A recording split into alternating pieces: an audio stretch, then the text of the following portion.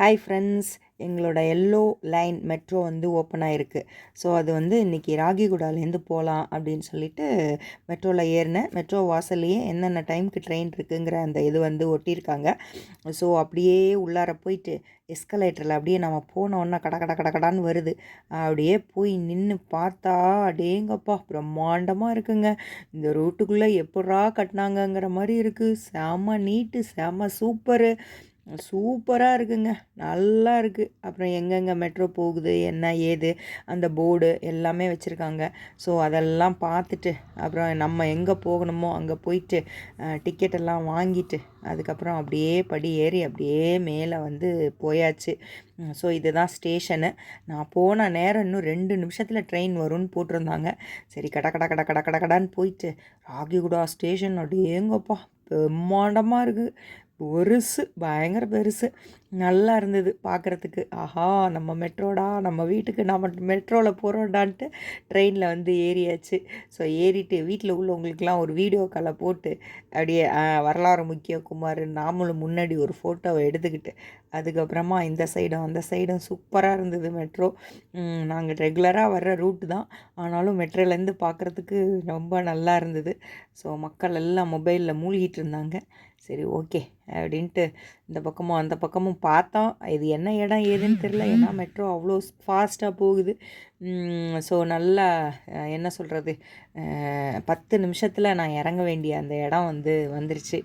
So எங்களோட station வரப்போகுதுன்னு ஒரே எங்கள் வீடு தெரியுதா அங்கேருந்து அப்படின்லாம் அல்பத்தனமாக யோசித்தா எங்கள் வீடு எங்கேயோ இருக்குது. நான் முதல் ஸ்டேஷன்லேருந்து வீட்டை பார்த்தா அது எப்படி கிடைக்கும் அப்படின்னு சொல்லிவிட்டு அதுக்கப்புறமா அப்படியே என்ன சொல்கிறது, அப்படியே புதுசாக இருக்குல்ல, அப்படியே நீட்டாக க்ளீனாக சூப்பராக இருக்குது.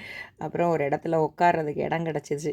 சரி போ அப்படின்னு சொல்லிவிட்டு நல்லா உட்காந்துட்டு நல்லா ட்ராவல் பண்ணிவிட்டு அப்புறம் சூப்பராக இருந்தது மெட்ரோ. அப்புறம் அப்படியே நாங்கள் இறங்க வேண்டிய இடமும் வந்துருச்சு. சரி, ரொம்ப நாள் என்ன சொல்கிறது, ஒரு பல வருஷ கனவு வந்து நினைவான மாதிரி இருந்தது. ஆக்சுவலி இன்றைக்கி பஸ்ஸுலேயே வந்திருக்கலாம், ஆனாலும் இவ்வளோ கஷ்டப்பட்டு மெட்ரோ பண்ணியிருக்காங்களே அதை பார்க்கணும் அப்படின்னு சொல்லிட்டு அப்புறம் அப்படியே வந்து மெட்ரோவில் எங்கள் ஸ்டேஷன் வந்தோடனே எந்திரிச்சு நின்னாச்சு. ஸோ எங்கள் ஸ்டேஷன் வந்துருச்சு. சரி இறங்கிடுவோம் அப்படின்னு சொல்லிட்டு அப்படியே வந்து இறங்கியாச்சு. அப்புறம் அப்படியே வெளியே போயிட்டு ஸோ இந்தோ இறங்கணும் அப்படின்னு சொல்லிட்டு படியில் நின்றுக்கிட்டே இருக்கோம்.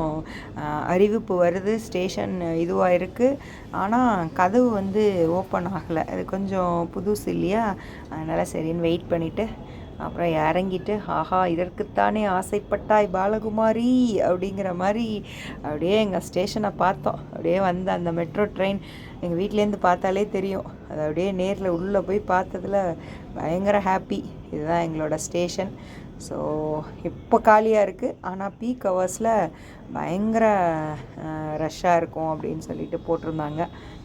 ஸோ அப்படியே கீழே இறங்கி அப்படியே படியில் நடந்து ஆஹா எங்கள் வீட்டுக்கு 2 சைடு இருக்குது.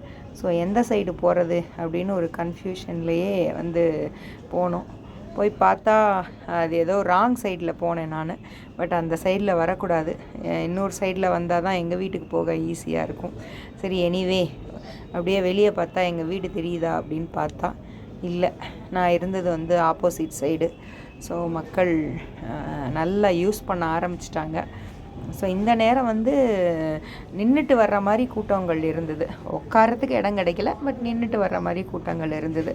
ஸோ எங்கள் ஸ்டேஷனை வந்து நாங்கள் வெளியிலேருந்தே பார்த்து ஏங்கியிருக்கோம்.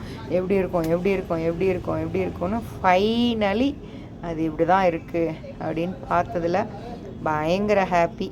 அதுக்கப்புறம் அப்படியே டோக்கனை போடலான்னு போனால் ஒரு மிஷின் ஒர்க் பண்ணல, அப்புறம் இன்னொரு மிஷின் ஒர்க் ஆச்சு.